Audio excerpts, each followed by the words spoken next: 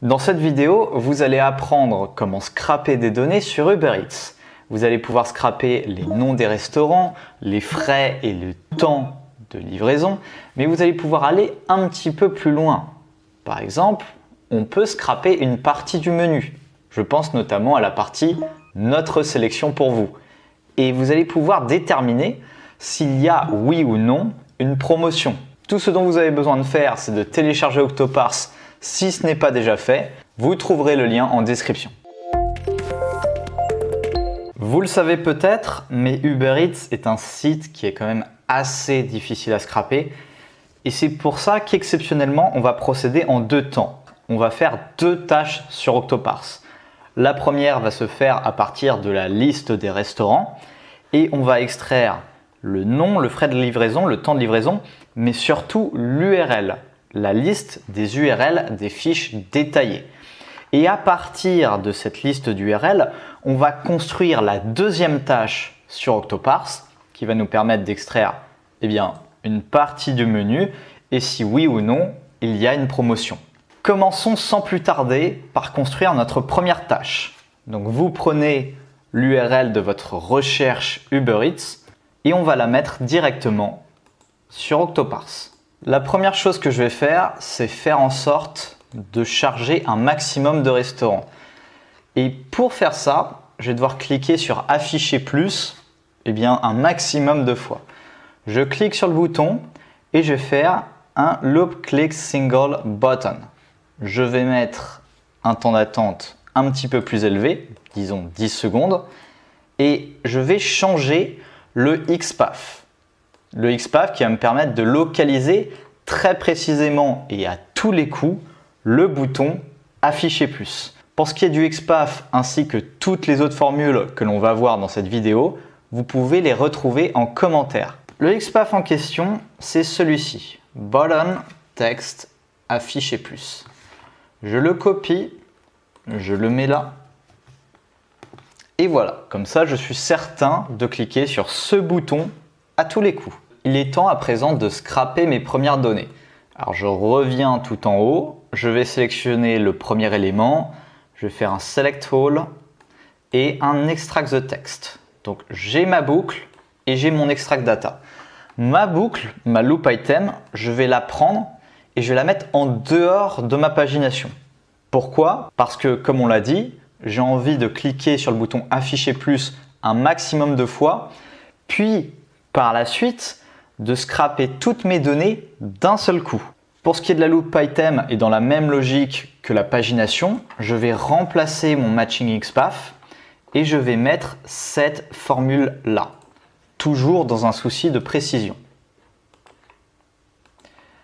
Enfin, je vais extraire mes données. Donc, j'ai ici le nom du restaurant. Je vais poursuivre et j'ai envie d'extraire les frais de livraison. C'est pas évident au premier abord. On n'arrive pas à sélectionner précisément les frais de livraison. Alors, c'est pas grave. On va sélectionner l'entièreté du produit, de l'élément, et on modifiera les paramètres par la suite. Je vais extraire deux autres colonnes complètement random. Voilà. Et je vais extraire l'URL. L'URL, c'est assez simple. Je sélectionne l'élément et là, vous avez ce qu'on appelle les balises, la liste des balises. Il se trouve que la balise A, c'est ce qui correspond à un URL. Donc, je vais pouvoir cliquer sur extraire l'URL. Le problème, on l'aperçoit assez rapidement, c'est que la colonne 1, 2 et 3, ce sont exactement les mêmes. Donc, on va devoir les distinguer. Pour faire ça, je vais écrire un XPath. Les XPath sont très simples. Pour la colonne 1, je vais mettre //h3. Pour la colonne 2, je vais mettre //div. Et pour la colonne 3, //div. Vous allez me dire, c'est très bien François, mais comment est-ce qu'on fait la distinction entre la deuxième et la troisième? Là, rien n'a changé. Et effectivement, on se retrouve avec un problème supplémentaire. Mais là, on va pouvoir nettoyer nos données avec ce qu'on appelle une regex. Donc, je vais vous montrer tout ça. On va cliquer sur More, Clean Data, Add Step, Match with Regular Expression. Et là, l'idée, c'est que vous voyez, on a un input qui correspond au contenu de notre cellule.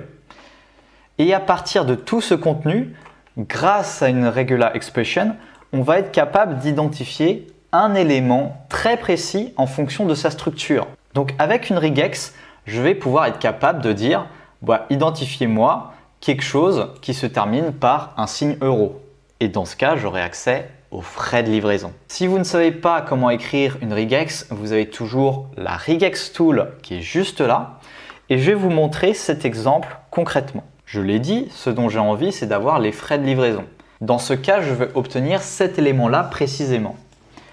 L'élément est situé après le terme frais de livraison. Dans ce cas, je vais copier frais de livraison. Je vais le mettre dans cette case-là. Je vais faire Start with, Generate. Là, je vais supprimer toute la partie après le point d'interrogation et la fermeture de parenthèse parce que ça ne sera pas utile. Je supprime le point d'interrogation, je fais match et là j'ai accès à mes frais de livraison. Tout simplement, ça veut dire sélectionne-moi ce qui se trouve après le terme frais de livraison. Je fais apply, evaluate, confirm, apply. C'est le même principe pour ce qui est du temps de livraison. Je mets cette fois-ci cette regex là.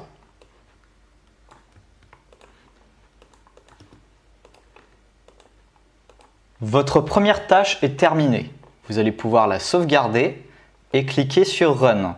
Si vous avez l'option gratuite, vous pouvez lancer votre tâche sur votre ordinateur en local. Sinon, si vous avez la version payante, vous pouvez aussi la lancer sur le cloud. Vous faites votre choix et on se retrouve pour les résultats. Les résultats sont faits, on les exporte, disons dans un fichier Excel. Maintenant, vous allez passer à l'étape 2, celle où vous allez prendre votre liste d'URL et vous allez coller tous les URL en un seul coup sur Octoparse dans New, Advanced Mode et vous les collez tous juste là. À présent, on va scraper une partie du menu et on va voir s'il y a une promotion pour le restaurant en question. Là, il y en a une pour le coup. Alors, on va faire comme on l'a fait précédemment, c'est-à-dire qu'on va extraire plusieurs colonnes aléatoirement. On va les préciser avec des XPath et on va nettoyer les données avec des regex. Commençons dans l'ordre. On va extraire, disons, 4 à 5 colonnes complètement aléatoires. Là, je peux extraire ça, je peux extraire ça. On s'en fiche. Et on va préciser les données que l'on veut extraire grâce à des XPath. Pareil, on vous les notera en commentaire. Pour la première colonne, j'ai décidé de sélectionner le premier produit dans la catégorie Notre sélection pour vous. Le premier produit, pour être plus spécifique, je veux le nom. Puis pour la deuxième colonne, je veux le prix. La troisième, je veux la sélection, mais cette fois-ci, le deuxième produit. Donc le deuxième produit, toujours dans la catégorie Notre sélection pour vous. Je veux le nom dans la troisième colonne, le prix dans la quatrième. Et pour ce qui est de la cinquième colonne, je veux savoir si oui ou non il y a une promotion et si oui, laquelle. Pour changer les XPath, je vais me mettre en Vertical View et je vais mettre ce XPath, Notre sélection 1, pour le premier et le deuxième élément et je vais mettre le deuxième XPath, c'est-à-dire celui-là, pour le troisième et le quatrième élément. Je fais le processus, vous le faites de votre côté et on se retrouve tout de suite.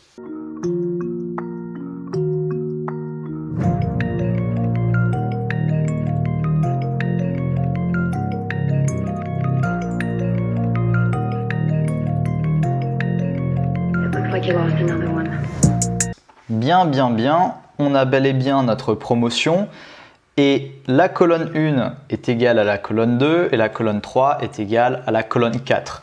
Donc pour faire la distinction, avoir le nom d'un côté et le prix de l'autre à chaque fois, on va devoir écrire une regex.